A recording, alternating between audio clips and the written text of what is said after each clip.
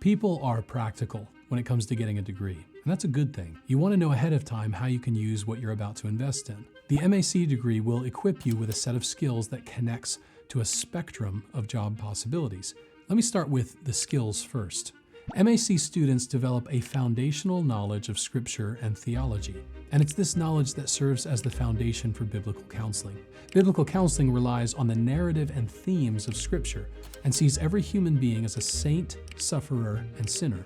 Standing on the truth of Scripture, they learn how to prayerfully challenge, redirect, and sympathize with strugglers in the midst of a growing instability in our culture.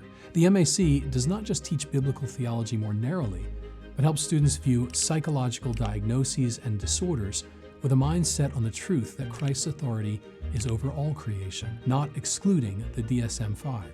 Now, when it comes to job possibilities, MAC graduates have used their degree in campus ministry to counsel college students in some of the most formative years of their lives. Another area of potential application is Christian adoption services or crisis pregnancy centers, and those serving on staff in churches have benefited from the MAC degree as well, with several churches starting dedicated counseling centers. You can also use your skills in biblical counseling in standalone parachurch biblical counseling centers. Additionally, a number of graduates have used their MAC to boost their previous medical or nursing training for service in a variety of missions and ministries.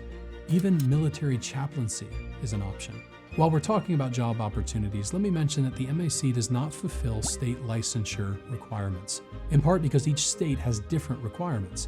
Many states change their requirements yearly and are becoming increasingly more hostile to counselors who hold to biblical positions on marriage, homosexuality, abortion, and other topics. But if licensure is something you want up front, look into the additional schooling you'll need in your state to fulfill the requirements. And if you're already a licensed counselor and are new to the principles of biblical counseling, the MAC would be a great way to strengthen your solid theological foundation for an existing counseling ministry.